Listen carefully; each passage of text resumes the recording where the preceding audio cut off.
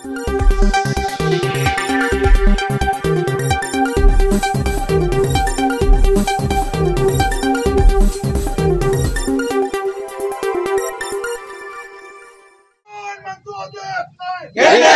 राहत नाही नाही कुणाच्या बापाचं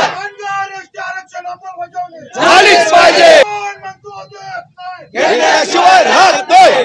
लातूर जिल्ह्यामध्ये संबंध महाराष्ट्रातली लोक आजच्या या आमचे जे दोन सहकारी आमचे जे समाज बांधव या ठिकाणी उपोषणाला बसलेले आहेत त्यांना समर्थन देण्यासाठी म्हणून या ठिकाणी सर्व उपस्थित झालेले आहेत।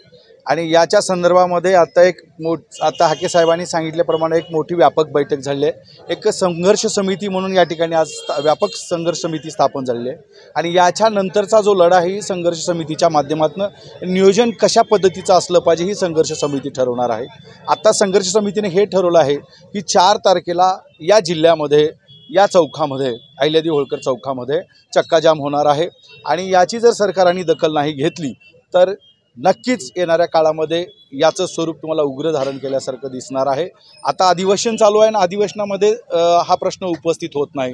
कुठल्याही पक्षाच्या एका साध्या आमदारानं सुद्धा या संदर्भामध्ये आपलं लक्ष वेधलं नाही। इथं जिल्हाधिकारी मॅडम आहेत, त्यांच्या संदर्भामध्ये बोलायचं झालं तर याच रस्त्यातनं ते येतात जातात, पण त्यांनी कधीही या ठिकाणी येऊन विचारपूस केली नाहीत। तर या सर्व बाबतीमध्ये इतर समाजाचे जेव्हा आंदोलन होतात, जेव्हा उपोषण होतात, त्या उपोषणाकडे सरकार असेल, इथलं स्थानिक प्रशासन असेल लक्ष देतं आहे, परंतु धनगर समाजाचा या ठिकाणी जो उपोषणाचा आमचे समाज बांधव बसलेले आहेत प्रशासन या ठिकाणी लक्ष देत नाही, ही खेदाची बाब आहे।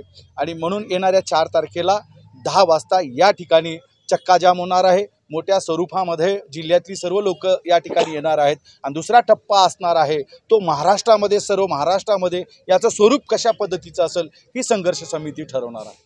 आत्ताच आमची बैठक झाली लातूर जिल्हा सकल धनगर समाजाची आणि आता तरुण 2 दिवसापासून अस्वस्थ आणि आक्रमक व्हायला लागलेत, पण तरी पण आज सकल धनगर समाजाच्या ज्येष्ठ नेते सगळ्यांनी सांगितलं की कुठलाही कायदा सुव्यवस्था हातात घ्यायची नाही, शांततेनं आपण पुढचं आंदोलन करायचंय।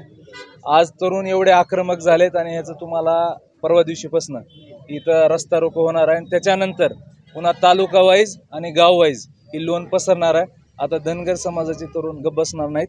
कुठला जरी मंत्री संत्री आला, कुठला जरी पदाधिकारी आला, हे कलेक्टर SP जरी आले तर आता आम्ही गुमानणार नाहीत। आता जोपर्यंत निर्णय होत नाही तोपर्यंत आमच्या बांधवांची आज एवढी तब्येत खराब असताना एक सुद्धा डॉक्टरला तहसीलदारला यायला इथं वेळ नाही, तर आम्हाला सुद्धा त्यांची किंमत राहणार नाही। येणारं पुढचं आंदोलन हे आक्रमक आणि आश्वासक असेल।